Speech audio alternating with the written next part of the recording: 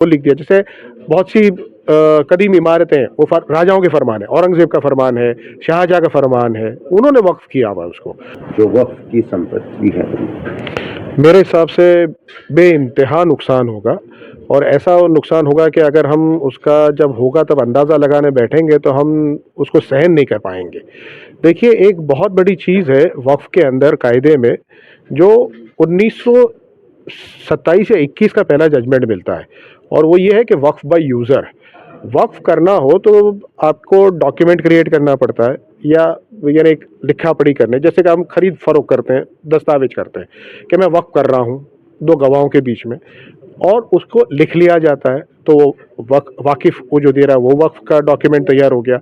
या किसी के पास प्रॉपर्टी आई, किसी ने दे दी है, तो वो लिख दिया। जैसे बहुत सी कदीम इमारतें वो राजाओं के फरमान है, औरंगजेब का फरमान है, शाहजहाँ का फरमान है, उन्होंने वक्फ किया हुआ उसको। इसके अलावा एक बहुत इंपॉर्टेंट वक्फ है जो शरीयत ने जिसको तस्लीम किया, और शरीयत की इसकी इजाज़त देती है कि आप लिखा पढ़ी कुछ मत करो। मैं नियत करता हूँ, ये घर है, मैंने नियत करी कि ये घर है, इसका जो भी आमदनी होगी ये मस्जिद में जाएगी, पेमेंट तैयार हो गया। या किसी के पास प्रॉपर्टी आई, किसी ने दे दी है, तो वो लिख दिया। जैसे बहुत सी कदीम इमारतें वो राजाओं के फरमान है, औरंगजेब का फरमान है, शाहजहाँ का फरमान है, उन्होंने वक्फ किया हुआ उसको।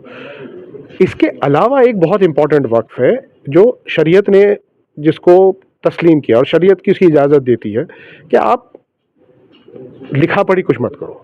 मैं नियत करता हूँ, ये घर है, मैंने नियत करी कि ये घर है, इसका जो भी आमदनी होगी ये मस्जिद में जाएगी, ये यतीम बच्चों के लिए जाएगी, और वो घर जो है फिर वो इस मकसद से इस्तेमाल होने शुरू हो जाता है।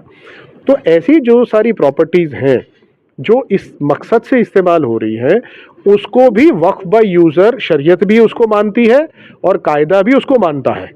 अब ये वो वक्फ को ख़त्म करना चाहते हैं, वक्फ बाय यूज़र को। अब ये कहना चाह रहे हैं कि जिस जगह तुम्हारे पास कागजात हैं तो हम मानेंगे कि ये वक्फ प्रॉपर्टी है, और अगर कागजात नहीं है तो फिर आप ये वक्फ प्रॉपर्टी नहीं है, आप वक्फ बाय यूज़र का आर्ग्यूमेंट नहीं कर सकते। अब हम आपको बताएं, मैं आपको बताऊं कि आप यहाँ से चलिए, आप रोड पे चलिए, बहुत सी दरगाहें मिलेंगी आपको, मस्जिदें मिलेंगी, बहुत से किसी के कागजात नहीं। आज से 400-500 साल पहले किसने किया था, लेकिन वो आज मस्जिद के तौर पे इस्तेमाल हो रही है। वो दरगाह है जिसके पर लोग अकीदतमंदी से जा रहे हैं, कब्रिस्तान की ज़मीन है, हमारे पास कागजात नहीं लेकिन लोग दफन कर रहे हैं, तो वो उसके इस्तेमाल से, यूज़र से वो वक्फ हो गया। और अगर कोई उसमें कोई कब्जा करना चाहता है, सरकार लेना चाहते हो, हम लड़ सकते हैं ना, ये तो हमारा वक्फ प्रॉपर्टी है, आप इसको ले नहीं सकते। लेकिन ये चीज़ इन्होंने कायदे से हटा दी है। अगर वक्फ बाय यूज़र हट गया तो आप सोचो कि हमारे पास कितनी प्रॉपर्टीज़ के कागजात हैं, और जिन प्रॉपर्टी के आपके पास कागजात नहीं है, वो प्रॉपर्टी कल अगर सरकार या कोई भी कब्जा लेना, सरकार को भूल जाए, गुंडा भी कब्जा लेने आएगा, आप उसको रोकोगे कैसे? आपके पास कोई कागजात नहीं है। आज आप ये कह सकते हैं कि वक्फ बाय यूज़र है इसलिए वक्फ है, वो कहने का आपका अधिकार चला जाएगा, आपका हक चला जाएगा। अच्छा, आज मैं सुन रहा था कि जो किरण जो है वो सदन में एक चीज़ कह रहे थे कि पारदर्शिता लाने के लिए कहीं ना कहीं सरकार ये कोशिश कर रही है, और विपक्ष जो है ये भ्रम फैलाने की कोशिश कर रहा है कि पारदर्शिता लाने के लिए कि जो बदउनवानियाँ हुई हैं वक्फ प्रॉपर्टीज़ में, वक्फ से जुड़े जो लोग हैं उसके लिए उनके इस बयान को कैसे? ये बयान मैं आपको एक गुजरात की मिसाल से समझाने की कोशिश करता हूँ, चूँकि हम गुजरात में बैठे हैं जी। गुजरात में 1995 से वक्फ एक्ट लागू हुआ, 1/1/1996 से, 95 से बीजेपी गवर्नमेंट है यहाँ, 95 से वक्फ एक्ट लागू हुआ, तब से वक्फ बोर्ड बना। गुजरात में वक्फ बोर्ड बनाया किसने? बीजेपी गवर्नमेंट ने। उसके मेंबर्स अपॉइंट किसने करे? बीजेपी गवर्नमेंट ने। अगर मान लेते हैं कि पारदर्शिता नहीं थी और उन्होंने कुछ गलत काम किया, तो किन्होंने किया, किसने किया?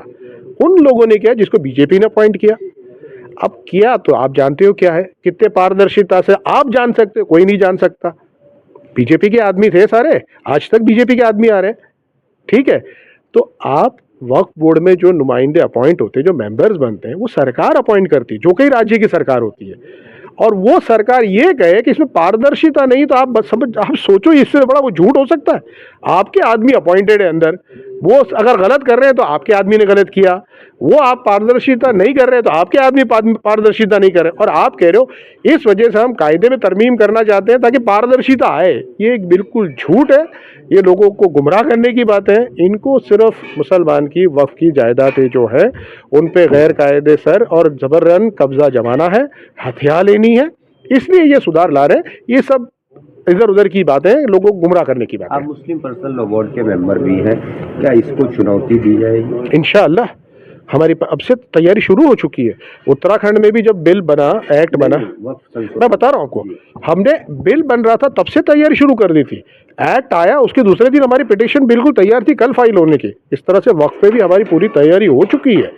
अल्लाह नहीं करे जैसे एक्ट बनता है, हम यूँ कहूँ ना कि कुछ दिनों के अरसे में जब हम तय करते हैं कि करना, इंशाल्लाह पूरी पिटीशन तैयार कर चुके, हमारा पूरा वर्कअप हो चुका है। सिर्फ हमको ये है कि अगर कब जाना है कोर्ट में, जाना पड़ा तो इंशाल्लाह तुरंत जाया जाएगा।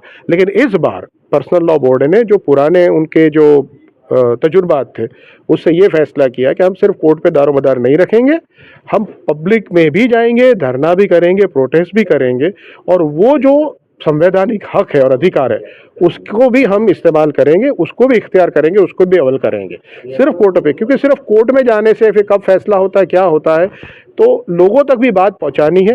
लोगों का जो गुस्सा है, जो एक अंदर से जो परेशानी है, जो वसवसा है जो है, उसको भी बाहर लाना है। इसलिए हम धरना प्रदर्शन भी करने वाले हैं, कोर्टों में तो जा रहे हैं। और आप देख रहे हैं दिल्ली में जंतर मंतर पे किया, पटना में किया, विजयवाड़ा में किया, इस तरह देश भर में करेंगे। और लोगों को भी कहा है कि आप भी धरना और प्रोटेस्ट करिए।